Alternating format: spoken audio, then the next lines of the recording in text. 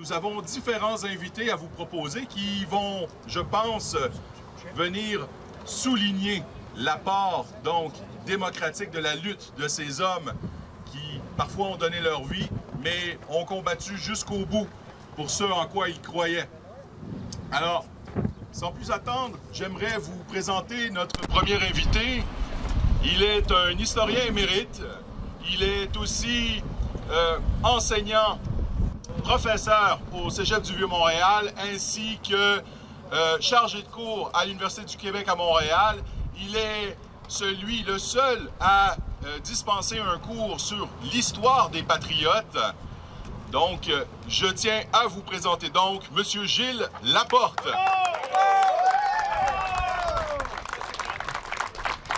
Bonjour patriotes, très honoré, très ému. Écoutez, j'espère que en chacun et chacune d'entre vous, le règne l'âme d'un résistant, parce que c'est bel et bien un acte de résistance que vous commettez ici en participant à cette commémoration. Bienvenue à tous et à toutes patriotes. Et je vais prendre quelques instants, peut-être que je vais être un peu long, là, puis vous commencerez à regarder autour, parce qu'il y a une chose que je dois clarifier. OK, je vais enfin, devant vous, dévoiler la raison étonnante de cette bizarre épitaphe sur le monument à notre grand chénier. 1837-1895. Trouvez l'erreur. Comme s'il s'agissait d'un patriote né après la mort de son père à Bataille de Saint-Eustache, qui a mené une petite vie tranquille au centre-ville de Montréal, puis qui est mort à l'âge de 58 ans. Et vous le savez que ce n'est pas le cas. Et pourtant, depuis l'inauguration du monument, il y a plus d'un siècle, il y a des milliers de touristes qui sont passés en se demandant, mais de qui s'agit-il? Pas rien, pas de patriotes, pas de lutte nationale. On va clarifier cette étonnante épitaphe. D'abord et avant tout, petit peu d'histoire, m'en voudrez pas, pour clarifier une chose. Si on a en tête de grands patriotes comme Papineau, Delorimier, Scott, Nelson, bien sûr, le nom de Chénier est particulier. Ironiquement, ce n'est pas tellement de son vivant que Chénier va faire parler de lui, mais plutôt après son trépas. Et imaginez, tout le monde ici sait très bien qu'il est d'un de ceux qui a dit « Si vous me voyez fuir, je vous autorise à me tirer dans le dos, car je me battrai jusqu'à la mort. » Il l'a dit au discours de Saint-Scolastique le 1er septembre 1837 et il s'y est conformé. Selon Hello David, ça lui assure une place dans l'histoire. Il a dit qu'il se battrait les armes à la main et il en est mort. Point barre. Sa place dans l'histoire, elle est acquise. Mais qu'est-ce qui s'est passé au juste ce 14 décembre 1837 à Saint-Eustache? Vous n'avez entendu parler. Toutes les chroniques, tous les commentateurs, les rapports militaires font l'objet d'une autopsie. Le type a été bel et bien abattu à bout portant alors qu'il fuyait l'église de Saint-Eustache en flammes. À coups de baïonnette, en tout cas, son corps est criblé de balles. Et pourtant, les autorités britanniques prétendent qu'ils ont ressenti le besoin de procéder à une autopsie. On a donc étalé son corps nu sur une table à l'auberge Addison sur la rue Saint-Eustache. Alors que l'alcool et le rhum coulaient à flot chez les Britanniques, on a procédé dans la candeur à l'autopsie du chef des traîtres patriotes. Et vous savez ce qui s'est passé après minuit dans les rues de Saint-Eustache ce soir-là? Au bout d'une baïonnette, on a vu un cœur traverser toute la ville en criant, en chahutant, en disant « Look at your dirty heart of your patriot. » Regardez le cœur pourri de votre chef, messieurs, dames. C'est ça qui s'est passé le soir du 14 décembre dans un village en flammes. C'est ainsi que Jean-Olivier Chénier est passé de vie à trépas. Mais ça s'arrête pas là, parce que pour expliquer cet étrange 1837-95, on n'est pas au bout de nos peines. Qu'est-ce qui s'est passé ensuite? Le soir même, dans la nuit, on a oublié le corps dans un champ. La terre était gelée, il y avait un peu de terre, on l'a enseveli dans un peu de terre. Le corps commençait déjà à pourrir au mois de février parce que l'armée avait interdit qu'on y touche. Finalement, dans les premiers jours d'avril, on arrive à faire un trou tant bien que mal et on met la dépouille dans un champ. C'est son épouse, Zéphirine Labrie, qui, avec quelques hommes pour l'aider, ont pris la dépouille, les restes de Chénier, ce que les chiens avaient laissé, et l'ont déposé dans une urne. Parce qu'on parle souvent de l'urne de Chénier. Vous savez, on dit souvent pudiquement que l'urne contiendrait des cendres. Laissez-moi rire des cendres. Dans l'urne de Chénier, il y avait quoi? Il y avait des morceaux de peau, une mâchoire et quelques tibias. C'était les restes de Chénier, non pas ses cendres. Jamais Chénier n'a été incinéré. Il fut simplement arraché au loup et mis tremblant dans une bouteille. Parce que l'Église s'objectait évidemment à ce qu'on enterre le corps de Chénier. Il n'était pas question de l'enterrer dans une terre consacrée. Alors la pauvre Zéphirine Labrie et les supporters de Saint-Eustache n'ont pas eu le choix. Ils ont dû l'enterrer dans un terrain vague consacré aux enfants morts sans baptême et aux condamnés à mort. Voilà ce qui est arrivé avec la dépouille de Chénier. Et voilà cependant que des patriotes se réveillent et qu'un certain, puis rendons hommage à ce type-là que personne ne connaît, David Marcil, docteur de Saint-Eustache, a eu la bienveillance de déterrer le corps de Chénier qui risquait de demeurer un endroit inconnu dans un terrain vague pour le déposer dans la fameuse urne que vous connaissez peut-être. Ah ben ça continue, parce que le docteur Marcil, évidemment, ne veut pas que ça demeure dans une bouteille. Il souhaite, il fait donc des représentations pour que Chénier soit enterré au cimetière de Saint-Eustache.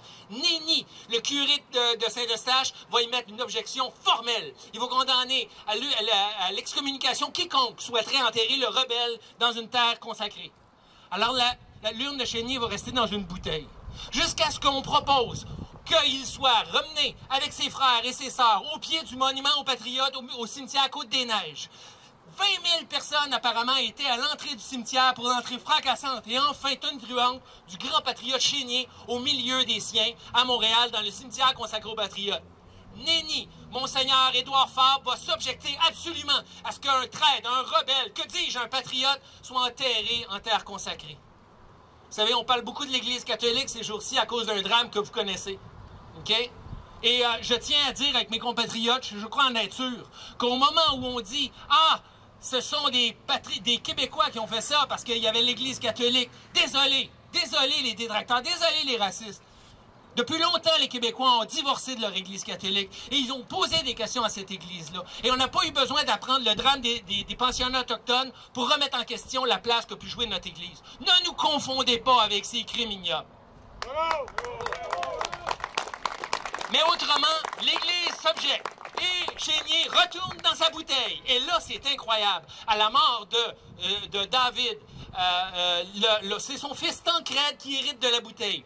Et devinez ce qu'il va faire. Il va l'enfermer dans un coffre-fort à la bijouterie Burke sur la rue Sainte-Catherine à Montréal, où elle va rester jusqu'en 1958. En 1958, finalement, on ressort les restes de Chénier et on les ramène à la Société Saint-Jean-Baptiste sur la rue Saint-Laurent, ici au Monument National. Peut-être le connaissez-vous, tout près d'ici, où il va rester jusqu'en 1987. Et ce n'est qu'en 1987, oui, vous avez bien compris, 150 ans après sa mort, que sa bouteille, on daigne la ramener à Saint-Eustache, et qu'à Saint-Eustache, l'Église daigne enfin enlever l'excommunication qui frappait nos patriotes.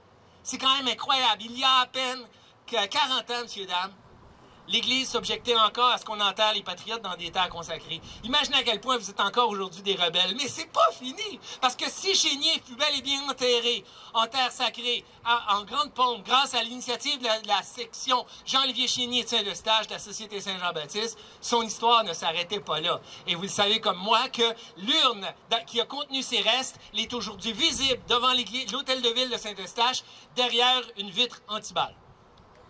Dors-tu tranquille, Chénier? Et on en arrive à notre monument. Chénier, dans ses pérégrinations entre la rue Sainte-Catherine, la rue Sherbrooke, Saint-Eustache, aller-retour, le cimetière où on lui refuse l'accès, Chénier n'a pas de monument, ni ici, ni à Saint-Eustache. Il va falloir donc mener une souscription. Pas question pour l'État de payer pour ça. Pas question pour même l'Institut canadien ou des sociétés nationales ou des partis politiques de financer ça. Ce sera la Société Saint-Jean-Baptiste. Celle-là même qui va demander à chaque citoyen patriote de donner un petit 5 cents pour qu'on érige au moins un petit monument à Chénier. Mais cette campagne-là, messieurs, dames, elle va durer 12 ans. Mathieu Cavana, qui va nous parler tantôt de son projet de film, va peut-être battre ce record pour faire son sociofinancement. Mais en termes de sociofinancement, passer 12 ans pour faire cette statue-là, ça vaut une bonne main d'applaudissement pour tous ces anonymes qui ont donné un petit 5 cents dans leur poche privée pour qu'on érige enfin un monument aux grands patriotes. Mais ça ne sera pas fini. Ils avaient accumulé la somme suffisante pour ériger le socle et fondre le monument en bronze. Mais là, ça n'arrêtait pas les problèmes. Fallait-il encore trouver une entreprise qui acceptait de fondre la statue? Alors, on a demandé à des fondeurs. « Ah non, on n'a pas le temps. »« Ah bon?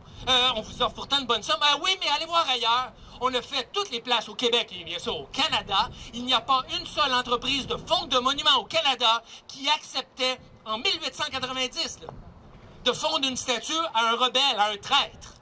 C'était littéralement un intouchable, parce qu'il avait défendu sa patrie. Si bien que, et certains le savent ici, que cette statue que vous avez sous les yeux a été fondue non pas au Québec, ni même au Canada, elle a été fondue aux États-Unis, dans l'État d'Ohio, une petite ville qui s'appelle Salem, où il y a un fondeur d'une entreprise de travaux publics qui a fondu la statue en se fichant complètement de qui avait sa statue. Donc, il s'agissait vraiment d'un travail qui était fait à l'extérieur, parce qu'au Canada, il n'y a personne qui voulait faire le boulot. Et finalement, il est inauguré en 1995. Et si, comme vous, je me posais la question, pourquoi cette étrange épitaphe, je crois qu'elle mérite sa place. Elle mérite sa place parce que il aurait fallu pratiquement 60 ans pour qu'enfin le Québec fasse la paix avec ses patriotes.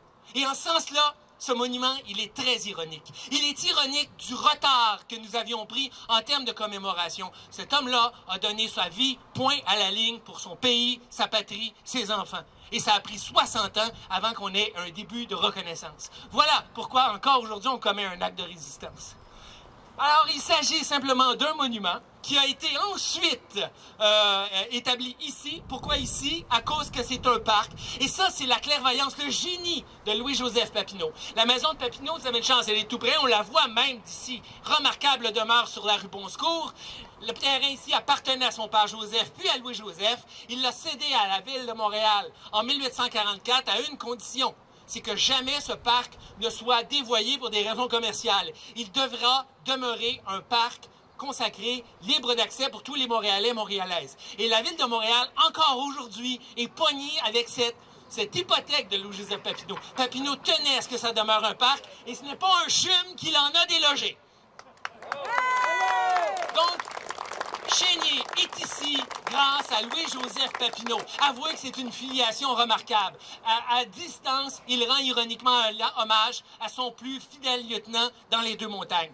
Si bien que l'aménagement du parc, place Papineau, espace Papineau aujourd'hui, était la ville de Montréal devait le ramener. Bien sûr, il y a eu de l'inquiétude lorsqu'il a été arraché, mutilé, puis entreposé dans un terrain vague. Peut-être avez-vous les informations là-dessus. Jean-François Nadeau était sur la piste, il a fait un boulot remarquable pour retracer le monument qui était perdu. Et Dieu sait qu'il risquait de l'être. J'ai communiqué avec Nadeau récemment, puis je lui ai dit, tu sais, Jean-François, que la ville a ramené le monument Chénier. Il m'a simplement dit, ah ben, vos pressions ont fait la différence. Les pressions ont fait la différence. Bien sûr qu'il y a eu une élection en novembre prochain et puis que notre chère mairesse ne veut pas se mettre d'électeurs à dos, mais saluons néanmoins ce geste. Chénier est de retour chez lui. La statue et le monument ont été réinaugurés pour la Journée nationale des Patriotes il y a 2 semaines. Le monument est magnifique, il est restauré. Chénier a retrouvé son mousquet. Il est à nouveau prêt à reprendre les armes et autour de lui, rallions-nous comme patriotes, comme Québécoises et comme Québécois afin de poursuivre son grand rêve, celui d'un grand pays français et républicain. Merci. Je fais merci et je vois mon cher Christian revenir. Et avant de quitter cet objet, je voulais simplement rappeler une anecdote. Parce que si Chénier était de retour avec ses restes à Saint-Eustache en 87, s'il était ici, il est ici depuis la fin du 19e siècle, dans nos cœurs, sa place n'était pas acquise. Chez les Patriotes, on en avait d'abord pour Papineau, puis accessoirement pour Delorimier ou Wilfred Nelson, vous le savez comme moi. Chénier a toujours eu une place un peu marginale, et pour cause. Je veux vous rappeler une anecdote qui s'est déroulée en mai 1968. Radio-Canada, dans le temps que c'était une véritable société qui parlait français et qui assumait le caractère apparemment biculturel de ce pays-là, avait organisé un concours télévisuel consistant à identifier qui est le personnage historique le plus important de l'histoire du Québec. Ça existait dans les archives de Radio-Canada, ça a été effacé pour des raisons évidentes, parce que c'était magnifique. L'histoire du Canada, c'était qui l'avait écrit selon les 10 finalistes? C'était Frontenac, c'était Champlain, c'était Papineau. On voyait que des noms rappelant notre fierté nationale. Et en 9e place, selon un premier sondage, il y avait Jean-Olivier Chénier, vaguement mort, criblé de balles à Saint-Eustache le 14 décembre 1837. Alors, ça durait 1 heure, une émission où on recevait des appels, où on montait, il descendait. Papineau est en tête à un moment donné, il est redescendu au profit de Frontenac et puis de Champlain.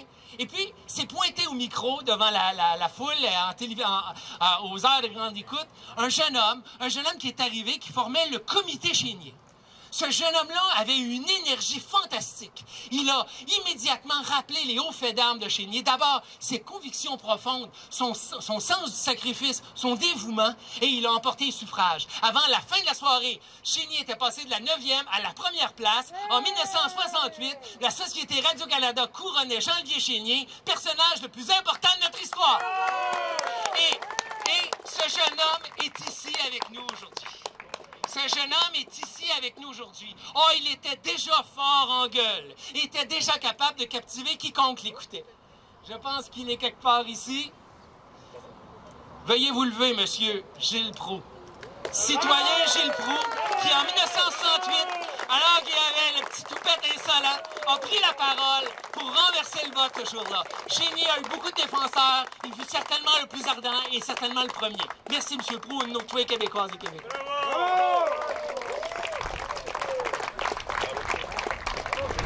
Quel hommage bien senti, quel récit inspirant de la part de Gilles Laporte. Gilles Laporte, mesdames et messieurs.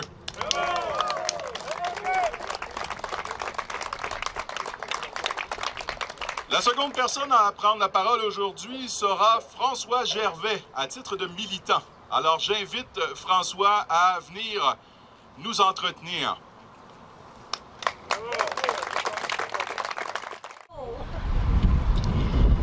Mes chers camarades, de tous les récits historiques, de tous les modèles d'hommes à suivre, celui de Chénier s'y distingue de par sa voix forte et intarissable, sa stature d'homme à l'échine infaillible et par sa foi absolue dans la cause de son peuple, par l'amour de ses compatriotes, un amour qui, comme nous le savons tous, l'a conduit jusqu'à l'ultime sacrifice. Un destin tragique pour ce jeune docteur, à qui la Providence confia les immenses talents de chef-né, de guerrier illustre et d'un homme complet qui a fait le labeur de son époque. Il s'est engagé dans une lutte aussi juste qu'inégale, avec tout ce que c'est dégagé, une saine pulsion de vie et de jeunesse. N'ayons pas peur de nommer le réel comme il se doit, si nous voulions porter notre drapeau comme le commandait l'honneur des insoumis de cette époque. L'alliage devait être complété avec un mousquet dans la main droite. Face à la première armée du monde, inféodée à une couronne étrangère, aux velléités assimilationnistes et meurtrières, tous les moyens furent bons pour s'assurer que la jeune nation puisse nommer en français les siècles à venir.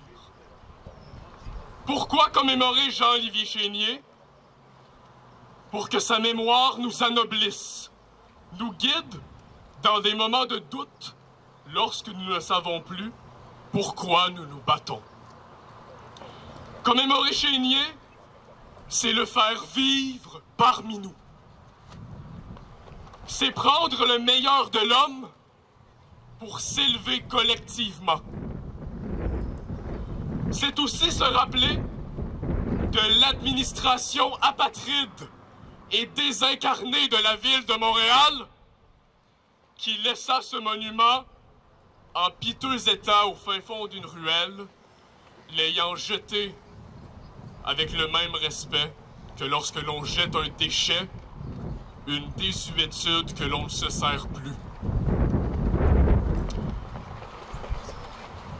Aujourd'hui, nous lui nous lui rendons ses lettres de noblesse. À nous de parachever son œuvre pour qu'il ne soit pas mort en vain. Chénier, nous, tes fils, se souviendrons de toi.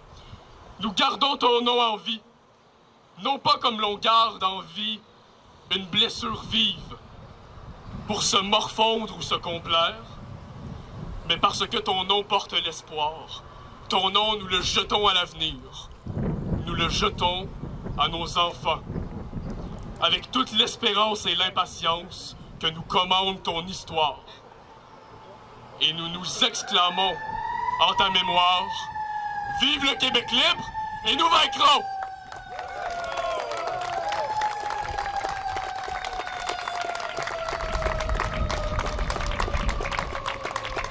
On voit que même les services d'incendie reconnaissent l'urgence de la chose et du combat pour la langue, mesdames et messieurs.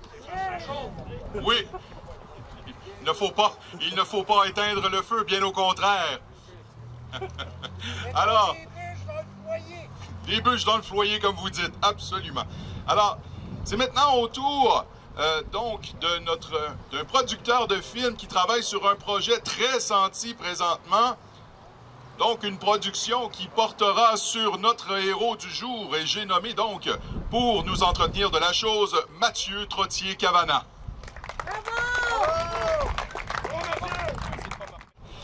Ah, ben, merci beaucoup de m'avoir accueilli. Et en premier lieu, comme disait mon collègue, je suis un cinéaste, je ne suis pas un historien ni un politicien qui fait juste semblant de dire qu'il est patriote juste pour avoir des votes. Moi, je suis surtout un passionné de la cause patriotique et je pense que tout le monde l'est ici. Est-ce qu'on a des patriotes ici? Oui! Comme j'aime dire, notre bon vieux slogan, c'est « Je me souviens ».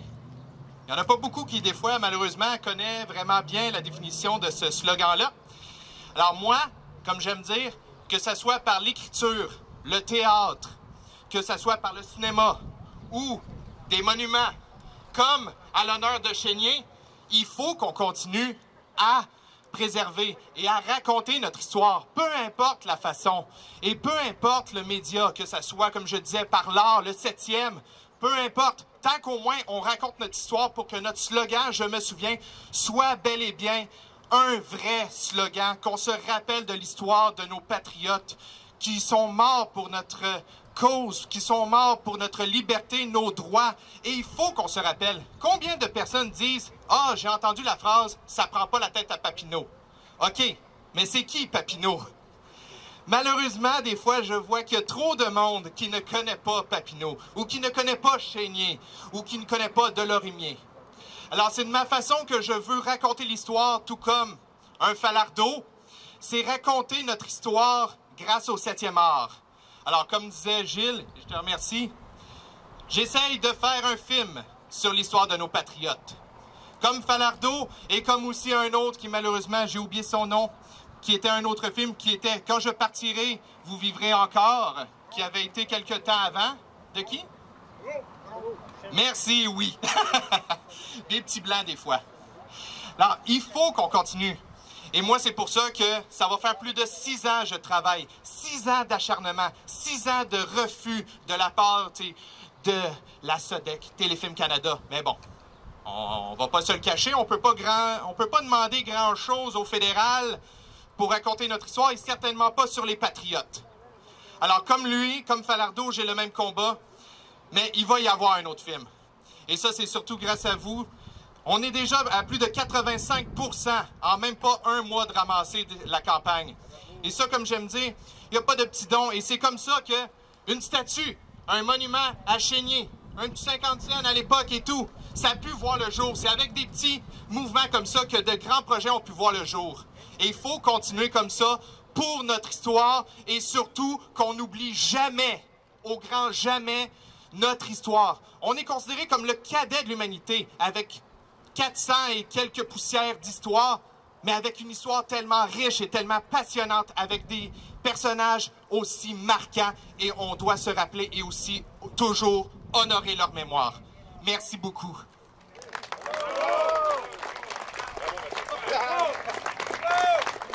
J'inviterai donc maintenant le représentant du mouvement pour les jeunes souverainistes de s'avancer. Alors, je demanderai à Jacques Martin, donc, de venir nous entretenir ici en avant. Alors, bonjour. Juste mettre les points sur les i. Je suis pas porte-parole ou rien, je suis un simple militant. Je vais vous parler un peu de notre organisation, le Mouvement des jeunes souverainistes.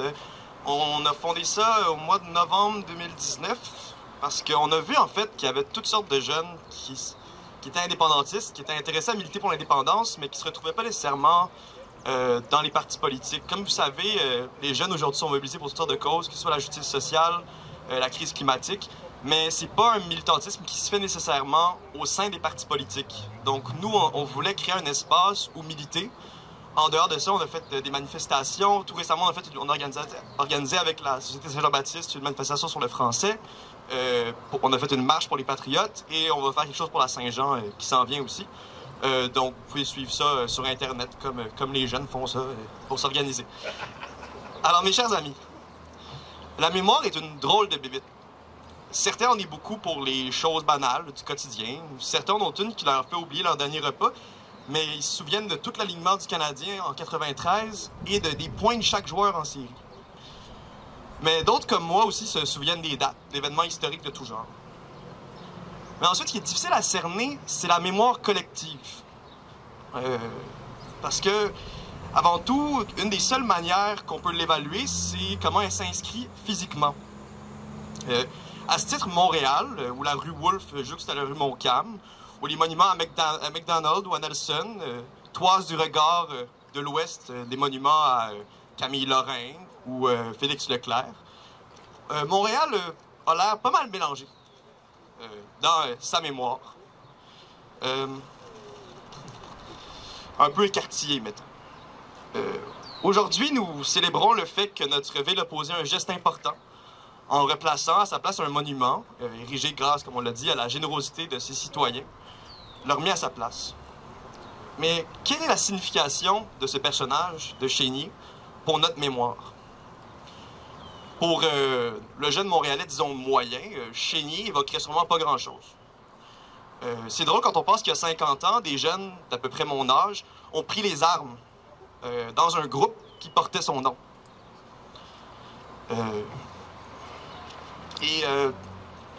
Donc, ce fait-là peut sembler triste ou curieux ou frustrant, mais le fait que sa mémoire se retrouve de nouveau dans l'espace public peut faire en sorte de redécouvrir ce personnage. Et surtout, ce que sa mémoire de ce personnage peut signifier pour une nouvelle génération de Québécois et de Québécoises. J'ai moi-même pris le temps de me replonger dans l'histoire de ce patriote, de qui je connaissais essentiellement que l'histoire de la mort devant l'église de Saint-Eustache. Un fait qui m'a sauté aux yeux, c'est le fait que quand il s'est impliqué en politique pour la première fois, il l'a fait pour appuyer la candidature d'un Écossais, William Henry Scott, dans le comté de Saint-Eustache. Parce qu'il ne faut pas l'oublier, la cause des patriotes d'alors, c'était celle pour une plus grande justice, pour plus de démocratie, et qui a donné ensuite un mouvement révolutionnaire républicain que l'on connaît. Mais c'était comme on l'a vu avec des personnages comme les frères Nelson et comme ce monsieur Scott. C'était un mouvement qui ne discriminait pas sur la nationalité ni sur la religion et qui revendiquait plus de droits pour les femmes. Pour un jeune implanté de mon âge, la célébration de 67-38, ça peut sembler des fois un peu mononcle. Mais je vois aussi beaucoup de mes camarades qui se revendiquent directement de la mémoire de ce soulèvement pour son caractère révolutionnaire, comme les Felkistes l'ont fait avant nous. Je vais vous citer Miron qui disait « Donne la main à toutes les rencontres, pays, ô toi qui apparaît, par tous les chemins défoncés de ton histoire. » Ces vers, pour moi, ça dit ce que ce pays doit être. Un pays qui donne la main à toutes les rencontres, donc peu importe l'origine des personnes, ils seront accueillis comme des frères et des sœurs. C'est un pays qui a un passé trouble, un peu triste, mais qui aura vu passer à quelques moments de son histoire des hommes et des femmes comme le Chevalier de Lorimier, Gérald Godin, Pauline Julien ou Paul Rose et M. Chénier, qui ont semé, en quelque sorte, les gemmes de la liberté. Merci. Merci.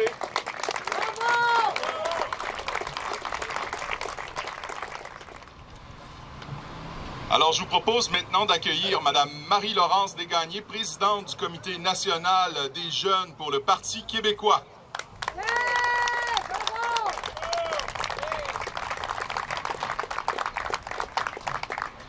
Mon Dieu, ça fait une belle brochette de jeunes cet après-midi.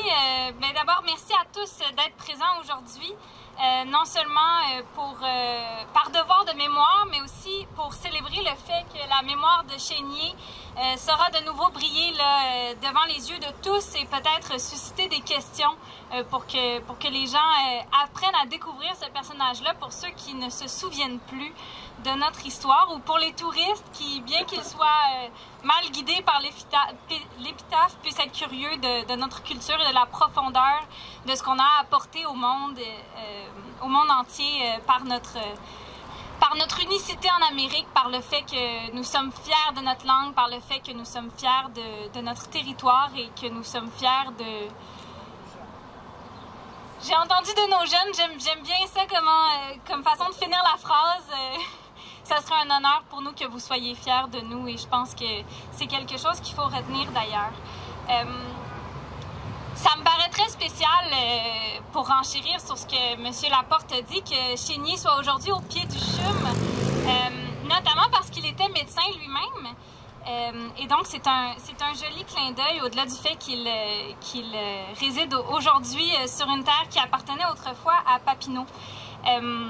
Mais en lisant sur Chénier et sur le fait qu'il était médecin, je me suis surtout rappelé que c'est un médecin qui s'est préoccupé de politique, de liberté, de démocratie, mais que les patriotes, au-delà de Chénier, ce n'étaient pas que des médecins, des avocats ou des politiciens, c'était des agriculteurs, des ménagères qui se sont réappropriés le fléché, des gens d'un peu partout qui ont décidé de sortir et de se battre pour notre liberté.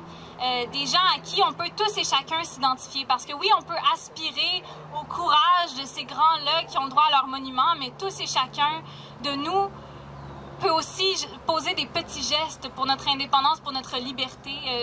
On peut tous contribuer à ce combat-là, même si on n'a pas nécessairement le micro ou même si on n'a pas nécessairement le titre de chef ou de leader. Donc, les Patriotes, c'était une série de gens comme vous et moi, si on veut, rassemblés principalement autour de quelques villages, de quelques chefs. Et sans ces gens-là, ces hommes et ces femmes courageux et anonymes, il n'y aurait pas eu de rébellion patriote. Il n'y aurait pas eu non plus de monument à Chénier, comme M. Laporte l'a dit. Et donc, ce que nous célébrons aujourd'hui, c'est non seulement le courage d'un homme et d'un symbole, mais c'est aussi le courage de nombreux anonymes qui reposent dans son ombre et qui ont suivi sa trace. Ce monument-là, c'est donc une belle façon de lui rendre hommage, mais aussi de rendre hommage à chacun de nous, de nos ancêtres ou de ceux qui nous ont précédés. C'est une belle façon de le faire, de poursuivre à tous les jours le combat pour notre indépendance nationale, mais la plus belle façon de le faire, c'est vraiment de prendre la rue, de militer, d'aspirer à nous aussi prendre la parole et poursuivre leurs traces. Le combat pour notre indépendance nationale, pour notre liberté, c'est un combat légitime et pourtant, tant de personnes vont vouloir le piétiner, le faire oublier ou même le voler. Et on ne peut pas les laisser faire. Et donc, aujourd'hui, ce que je suis venue vous dire, c'est qu'il faut reprendre la parole et faire entendre notre discours.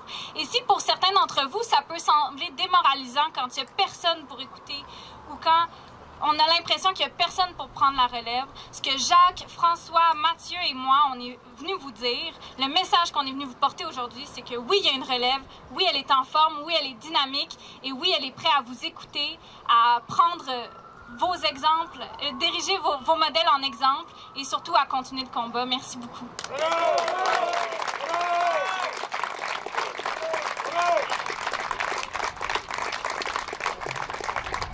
Plusieurs d'entre vous connaissez Radio Infocité, donc cette station virtuelle sur le web avec radioinfocité.com et le pilier, le fondateur et le principal animateur donc du Journal du Soir. Je tiens à vous le représenter. J'ai nommé François Saint-Louis. Et mon vieux François.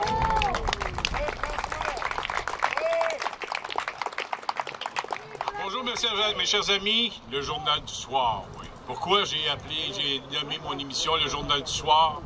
C'est pour copier mon ami Gilles Proulx, le Journal du Midi. C'est exactement... Non, mais c'est vrai. Quand j'avais le choix, je me suis dit pourquoi? Gilles a fait le Journal du Midi, puis il n'y a plus d'animateurs de radio au Québec là, qui sont mordants, qui sont militants. Et s'il y a un animateur de radio qui a été militant toute sa carrière, eh bien, j'aimerais que vous puissiez lui faire une bonne main d'applaudissement. Gilles Proulx, ici présent, militant, indépendantiste, dans le temps de... Écoutez, c'est lui avec Louis Denoncourt, hein, Gilles, qui a organisé les premières manifestations à Saint-Denis-sur-Richelieu, où il y avait des milliers et des milliers de personnes, candidats du Parti québécois, dans Verdun, Anjou. Donc, candidat militant. Donc, Gilles Proulx, je pense qu'il est de tous les combats pour la langue française. Globe-Trotter, en tout cas, Gilles Laporte va venir nous en reparler un petit peu plus tard. J'aimerais remercier certaines personnes ici présentes, notamment Stéphane Hallinger, qui est président du mouvement qui est là pour faire la promotion de toutes les équipes nationales sportives, bien sûr. Et donc, c'est le Fondation Équipe Québec, j'avais un blanc, excusez-moi, mais Stéphane Hallinger, qui est ici pas loin. Benoît Roy, du Rassemblement pour un pays souverain. Benoît qui travaille depuis une vingtaine d'années à organiser les soupers, les dîners, les galas des Patriotes. Donc, Benoît, je sais qu'O'Neill Perrier l'avait fait avant à Saint-Denis, mais je sais que Benoît est un fier patriote et un combattant de la première heure. J'ai dit qu'il prendrait peut-être un petit moment de parole, mais on n'aura pas le temps. Alain Tremblay, qui n'est pas loin, qui est du musée de l'Écho-de-là. J'invite les gens à aller le voir tout de suite après, parce qu'il s'occupe du monument des Patriotes au cimetière de la Côte-des-Neiges. Et tout récemment, le gouvernement, avec la pression qu'Alain a faite, l'Écomusée de l'au-delà, de reconnaître comme patrimoine national le monument des Patriotes. Mais ce combat n'est pas terminé. Il faut aussi faire reconnaître la voûte, le caveau où certains des Patriotes sont enterrés, des Patriotes pendus, mesdames et messieurs, au cimetière de la Côte-des-Neiges. J'aimerais aussi souligner la présence de Gilbert Thibodeau, candidat à la mairie de Montréal, je pense qu'il est ici à ma gauche. Et j'espère que... Écoutez, on serait dû pour avoir un autre maire ou une autre mairesse à Montréal, mais peu importe. Et où la mairesse? Ah, c'est ça. Émeric Saint-Marseille, mon co-animateur ici à ma gauche, qui est au Journal du Soir à tous les soirs, va venir vous dire un petit mot tantôt. Monument Chénier, mesdames et messieurs. Vous savez, l'histoire du Québec, François Gervais en parlait tantôt, 400 ans, mais c'est pas si long que ça, 400 ans. Mise en situation, je vais faire seulement qu'une petite mise en situation. Supposons que vous êtes né en 1750. Vous avez 10 ans. Vous vivez à Québec. La ville est assiégée, bombardée. Vous avez 10 ans, vous voyez ça. Vos parents se sauvent. Ils se disent, on va aller vivre à Saint-Charles sur Richelieu. Le petit 10 ans vieillit. Il arrive à 80, 82 ans, 85 ans, une autre bataille. Saint-Charles. Donc, un jeune aurait pu voir le siège de Québec et la bataille de Saint-Charles. Si vous pensez que Papineau est mort en 1871, je pense que le frère André est né dans ce coin-là. Le frère André a béni mon père. Henri Bourassa, qui a fondé le journal Le Devoir en 1910, a marié la fille de Papineau, qui restait juste ici. Donc, l'histoire du Québec se poursuit. Il y a eu Honoré Mercier, en 1885, qui était là à la manifestation sur les Champs de Mars, ici, lors de la pendaison de Louis Riel, qui était pour l'indépendance du Québec. Ensuite de ça, il y a eu 3 hommes très importants dans le 20e siècle pour que le Québec puisse s'émanciper. Il y a eu Alphonse Desjardins, qui a permis aux Canadiens français de l'époque de pouvoir emprunter. Pourquoi? Pour que les cultivateurs puissent emprunter pour s'acheter de la machinerie. Il y a eu un premier ministre, Maurice Duplessis, qui a, lui, fait en sorte que le Québec puisse payer des impôts ici. Ne pas laisser le cash à Ottawa. Ensuite de ça, il y a eu Jacques Parizeau, SGF. Tout ce que vous savez sur Jacques Parizeau. Si on a pu nationaliser Hydro-Québec par les banques à New York. Vous savez qu'il n'y a pas une banque au Canada qui voulait prêter de l'argent au gouvernement du Québec pour nationaliser. Bien, Duplessis avait assuré un certain pouvoir économique en récoltant des impôts. Parizeau a pu se baser là-dessus. Donc, vous voyez, 1750, 60, 1837, on voit les Honoré Mercier, on voit les Henri Bourassa, on voit les Chanoine-Gou, on voit ensuite de ça apparaître les Jacques Parizeau, et bien sûr René Lévesque. Ce qui fait que l'histoire du Québec, mesdames et messieurs, est courte. Mais nous sommes responsables de cette histoire. Et j'aimerais vous citer un petit bout de phrase que j'ai vu hier. Pour les gens qui vont passer ici, ils vont se dire qu'il y a des gens qui vont être ici autour de Chénier et qui vont se dire, qui est donc ce monsieur avec un fusil qui pointe vers l'avant? Comme pour nous inviter à ne reculer devant rien. Eh bien, moi, je vous dis une chose. La souveraineté du Québec, c'est non négociable. Et il y a une chose qu'il faut viser, c'est la souveraineté du Québec, mesdames et messieurs, et rien de moins. Merci tout le monde. Et merci en passant de vous être présentés. On aurait aimé ça avoir des centaines et des centaines de personnes. Mais dites-vous une chose ici, présentes sont les vrais. Ciao. Vrai patriote! Vrai patriote! J'ai demandé au sympathique MC de pouvoir intervenir à ce moment-ci pour présenter la prochaine prise de parole. Je vais être rapide. Il fait chaud.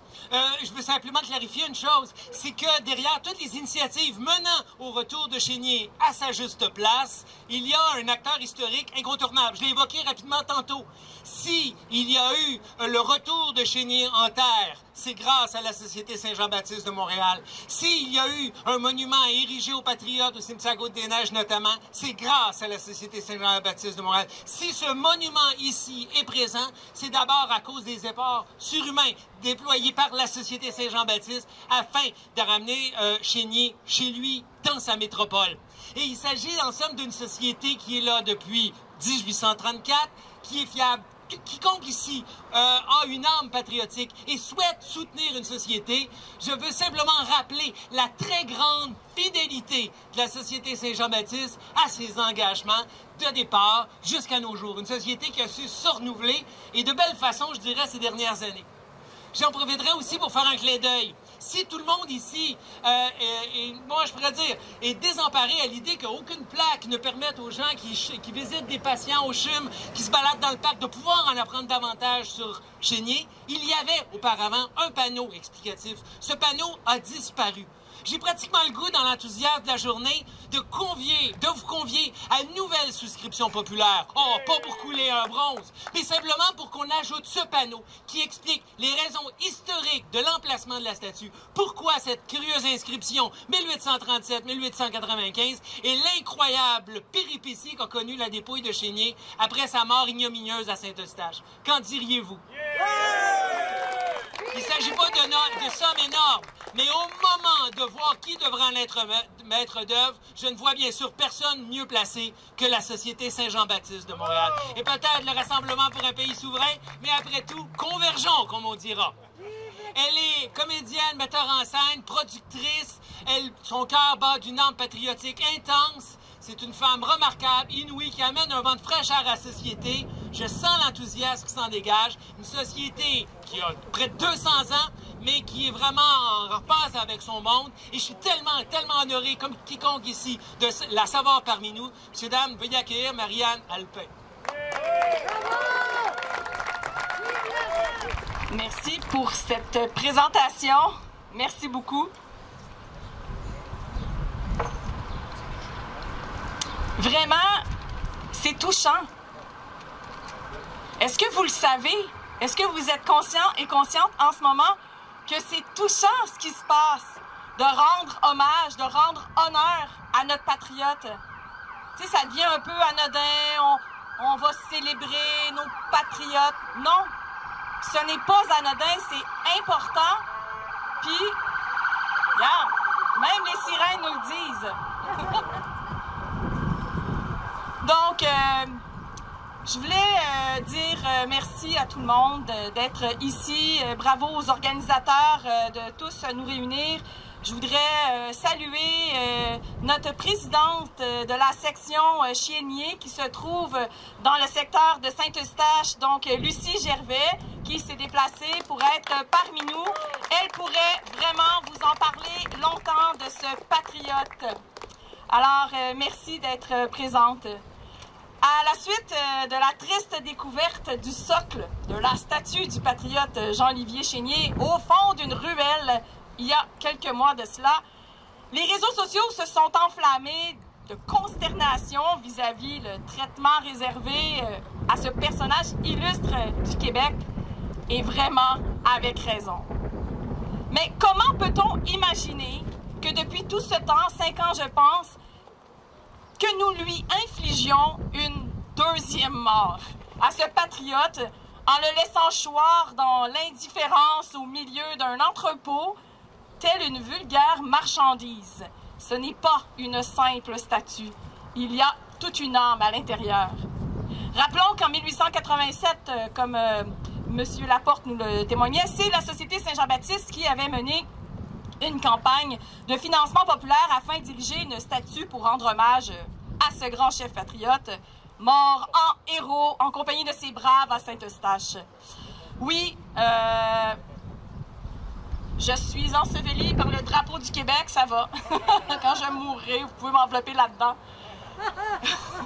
Donc, oui, c'est une très belle idée et je m'engage réellement à faire en sorte qu'il y ait une plaque explicative parce que c'est un peu mélangeant les dates, là, hein? Donc, je m'engage personnellement à faire en sorte que ça puisse se faire. Lors de son inauguration au Square Vigée en août 1895, devant un parterre de 2000 personnes, on déclara avec ferveur « La mémoire du patriote qui a versé son sang pour la cause de la liberté est digne d'être honorée par tous ceux qui partagent les bienfaits de cette liberté tels que vous, mesdames et messieurs. » Oui, oui, vous pouvez applaudir Monsieur Chénier. Alors, si aujourd'hui nous fêtons le retour de la statue à sa place, la lutte ne s'arrête pas là. Présentement, nous assistons ni plus ni moins à l'effritement de notre richesse patrimoniale, à l'effritement de notre histoire nationale et donc à notre propre effritement, de notre propre fierté. Ça passe par là. La saga entourant la statue du patriote Chénier est vraiment le parfait exemple pour le comprendre. La préservation, la protection de notre patrimoine ne doit pas dépendre seulement des pressions populaires. C'est très bien les pressions populaires, mais doivent aussi s'incarner dans les valeurs et les principes de nos institutions. Elles doivent être considérées lors des processus décisionnels. Il faut s'en rappeler. Tout ça nous démontre aussi la nécessité de remettre l'emphase sur la conservation, la restauration et la mise en valeur de notre patrimoine. Il est urgent que les élus et les responsables de politique culturelle et patrimoniale se donnent les moyens pour préserver et pour promouvoir nos symboles historiques. On ne peut pas laisser une situation comme celle-ci arriver une autre fois. Nous sommes meilleurs que ça. Nous devons être meilleurs que ça. Ils ont été bons, eux. Elles ont été bonnes. Nous devons être bons pour le patriote Chénier. Un modèle de bravoure, de courage, symbole de la résistance et de la liberté. Pour nous-mêmes, héritiers, et vous-même, héritiers de son sacrifice, mais surtout pour celles et ceux qui suivront après nous. Nos futurs porte-étendards de la culture, de l'histoire québécoise. Et je termine en disant « Vive le Québec libre! » Excellent. Et avant de redonner le micro à notre maître de cérémonie, je voulais vous faire une annonce. Demain, au Jésus, la Société Saint-Jean-Baptiste de Montréal produit et met en scène un hommage à la langue française. La fierté, ça passe aussi par ça, et par les spectacles, par les mots.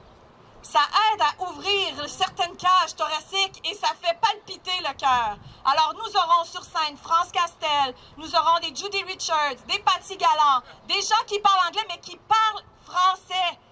beaucoup le français. Nous avons également sur scène les Alpha Rococo. Nous avons plusieurs artistes. Je vous prie, vous pouvez suivre en ligne ou vous pouvez acheter des billets. Je ne suis pas sûre qu'il en reste, mais bon, ça passe aussi par là, la fierté. Voilà, je vous souhaite une très belle fin de journée. Bravo!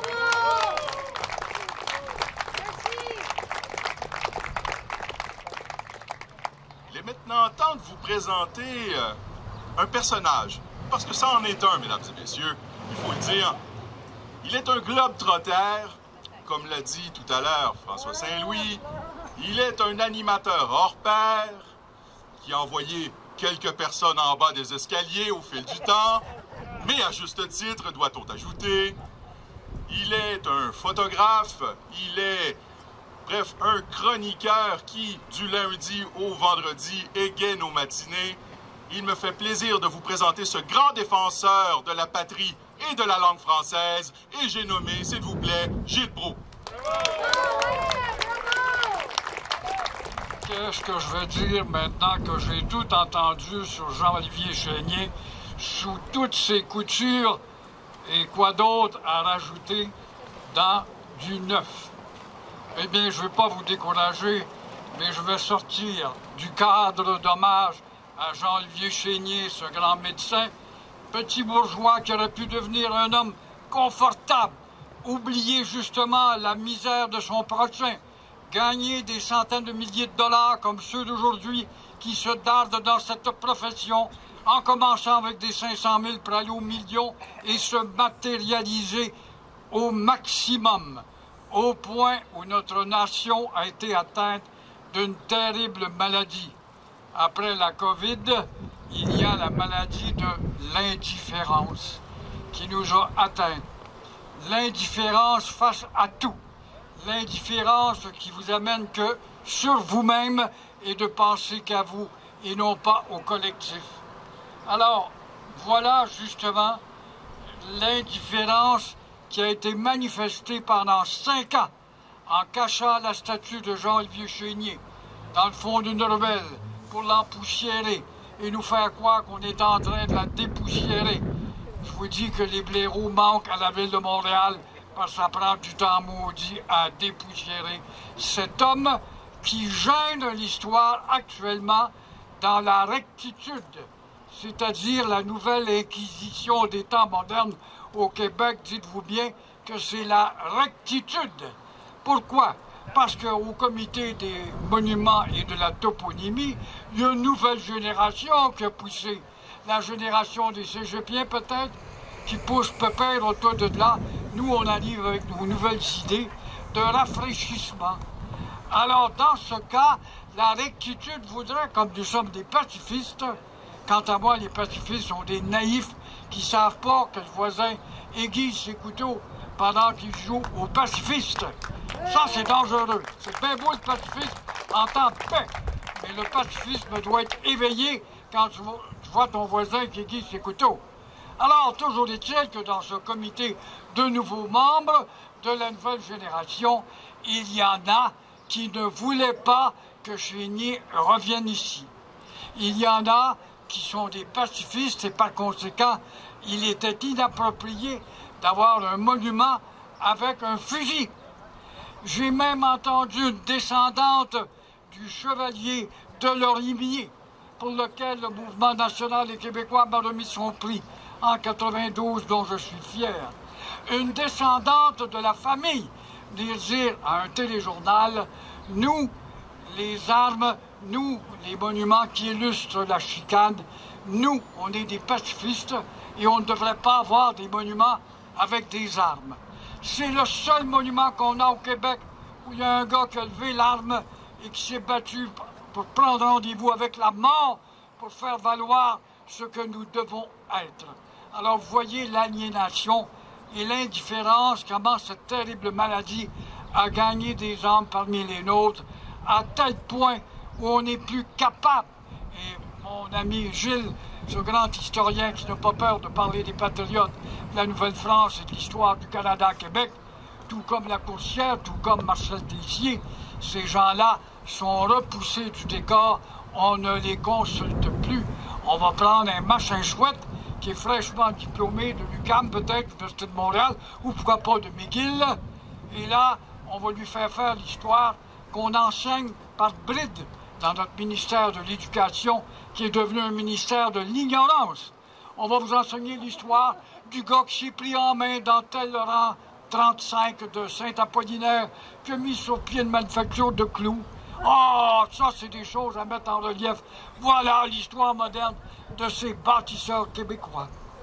Mais Calière, qui a fait la grande paix avec 41 nations amérindiennes, alors que la Gazette nous fait encore passer pour des fils de Cortés qui avons malmené les Indiens, alors que pendant 200 ans de temps, nous avons tenu le coup grâce à nos alliances avec 11 de ces 12 nations, qui étaient toutes sur notre bord. Alors qu'à la conquête, le premier geste dégueulasse que va poser Amherst, c'est de nous séparer de nos amis alliés, de faire en sorte qu'on puisse nous isoler. Et la preuve que nous n'étions pas des génocidaires, la preuve que nous aimions les Amérindiens, c'est 10 ans après la mort de Montcalm, il y a un dénommé Pontiac qui va mettre sur pied une armée de 50 000 hommes pour se soulever contre le régime britannique, pour vouloir revenir au régime de la Nouvelle-France, parce qu'on était mieux traité par les Français qu'avec les Britanniques. C'est des éléments qu'on ne connaît pas et qu'on ne retient pas dans l'histoire. Et l'indifférence nous a atteintes. L'indifférence est une maladie terrible. L'indifférence fait qu'on parle que de la COVID. J'ai envie de faire une mauvaise blague, comme quelqu'un me dit tout à l'heure. Quant à inaugurer ce beau monument, il faudra peut-être qu'il y ait un fin finot pacifiste qui aille mettre une seringue dans le canon de Jean-Olivier Chénier, qui puisse darder sa seringue sur les endormis du Québec pour les mettre à l'abri de la COVID et non pas à l'abri de l'indifférence, hélas! Alors, vous voyez qu'on a du chemin à faire. Et encore une fois, il y a une terrible maladie, je dis que c'est l'indifférence, c'est l'inquisition. Combien d'entre nous qui sommes dans les médias, nous n'avons plus le droit d'être invités? Combien d'entre nous n'avons plus le droit de publier un texte? Il ne passe pas. Oh, on va dire, on lit de moins en moins. Notre culture est celle du rock'n'roll et du hockey. On va le voir ce soir, où là, 100% des gens vont être rivés sur nos vaillants Canadiens de Montréal, qui est une équipe d'apatrides, une équipe de mercenaires, où il n'y a pas un maudit Québécois dedans, avec le chandail bleu, blanc, rouge. Ce n'est pas grave. Ce qui compte, c'est le talent. Mais ton talent, toi, Québécois, on s'en fout. C'est drôle, quand on regarde les joueurs, je regardais hier, justement, les Bruins de Boston et aussi les Highlanders, et j'ai vu 3 ou 4 Québécois, des noms français, qui étaient des vedettes qu'on refuse chez nous, parce qu'il y a une volonté, encore une fois, d'effacement dans la société québécoise par ceux qui s'appellent nos élites. Et le gouvernement du Québec, qui est une coalition, ne nous représente pas tant bien que ça. Le gouvernement du Québec est une coalition dans laquelle coalition il y a des éléments rébarbatifs à l'affirmation du Québec. Legault a beau sortir de son torse des belles phrases, le premier ministre qui parle le plus mauvais français dans l'histoire, en passant, ça on ne le dit pas, on ne le note pas parce qu'il est aimé, mais qui nous sortent des belles phrases autonomistes, mais pour ne jamais aller plus loin et mettre du concret, de poser l'action après le verbe. Ça s'appelle un nationalisme verni, ce à quoi on nous a habitués. Alors, Jean Chénier, comme je disais, aurait pu s'embourgeoiser. Il aurait pu devenir un petit bourgeois dans son patelin, devenir confortable. Mais les médecins, dans ce temps-là, avaient l'oreille aux affaires publiques. Il écoutait, il lisait en plus de sa médecine à tel point où tous les habitants qui y s'adressaient étaient aussi au courant. Est-ce que c'est le cas aujourd'hui de voir la grande masse qui ne sait pas pourquoi on fête la fête des patriotes? On pense encore que c'est la fête de la reine ou le dollar des hormones. Alors voyez-vous, le micmac dans lequel on trempe fait qu'avec l'indifférence, nous sommes rendus des analphabètes politiques, des indifférents qui se préoccupent peu de leur avenir collectif. Et depuis ce temps-là, Legault a beau vanter puis jouer aux nationalistes, Je prends l'exemple du ministre de l'Éducation. Beau grand garçon qui a étudié le système et qui a enseigné. L'avez-vous déjà entendu, à part de parler de l'asphalte qui manque dans les cours d'école, ou encore des fenêtres qui se ferment mal, ou des ventilateurs qui ne fonctionnent pas, l'avez-vous entendu parler, par exemple, de l'enseignement de l'histoire? Alors, vous n'avez pas besoin de répondre ou de crier ou de dire chou, oui ou non, ça n'existe pas. Donc, on n'a pas tant avancé que ça, malgré qu'on a un gouvernement dit voué aux intérêts du Québec. Pour l'instant, ça demeure pour moi très superficiel, où on n'a pas fait les preuves que ce gouvernement-là nous représente vaillamment, comme quoi il peut poser des gestes. S'il veut en poser, qu'il commence donc par cesser ses bêtises de dire les petits commerçants de coloniser de Québécois avec le team du matelas, et puis les noms niaiseux, et puis tous les noms de joual, de commerce, qui disent « on va vous donner 5 ans ». Mais ça fait 25 ans qu'on a dépersonnalisé le visage de Montréal. Alors pourquoi dire 5 ans quand tu sais que peut-être dans 5 ans, le gouvernement sera peut-être plus là, les libéraux auront repris la place? Voilà l'avenir qui est fort intéressant.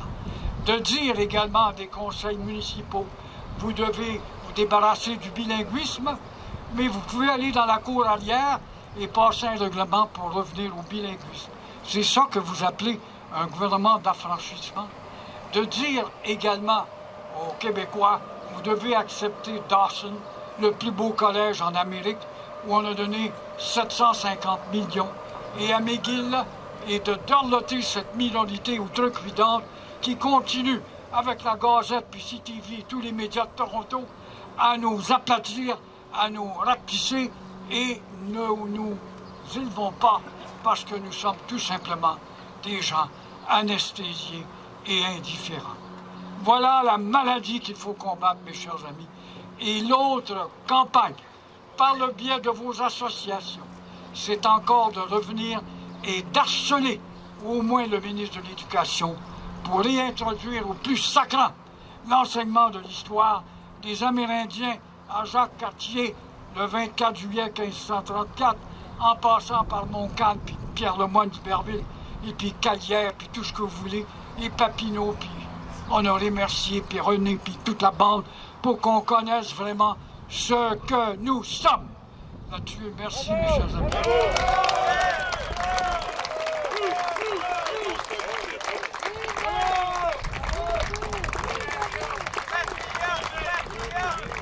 Bravo, M. Proulx, un constat très, très lucide, en particulier à ce qui a trait du gouvernement caquiste qui, malheureusement, déçoit énormément. Alors, nous en sommes à la conclusion de ce rassemblement et pour ce faire, on ressent encore l'urgence de la chose. Nul autre que Émeric Saint-Marseille qui vous entretiendra un petit moment. Alors, je vous prie de l'accueillir chaleureusement.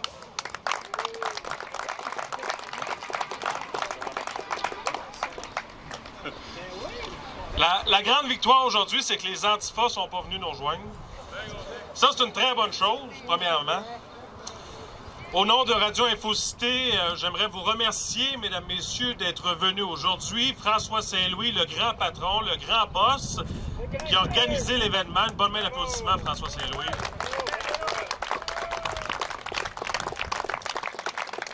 Martin-Joseph Lamontagne à la technique, Jean-Marc Drolet, Jeannot, Charles-Philippe Gervais, Jean Saint-Louis, le frère de l'autre, Mathieu Trottier-Cavana, que je vous invite à aller encourager pour son film Aux âmes patriotes. Adrien Lorion, qui, les auditeurs en ondes, là, avec nos caméras, le voient présentement, s'est occupé de tout le graphisme. Sylvain Guay, qui est là avec nous, notre collègue, et bien sûr, mesdames, messieurs, celui qui a animé cette journée de main de maître, même s'il est arrivé en retard. Merci à la Ville de Montréal. Christian Derry, mesdames, messieurs. Merci à vous tous d'avoir été là. Merci aux auditeurs qui sont en ondes, qui nous écoutent actuellement sur radioinfocité.com. Et on se dit à la prochaine.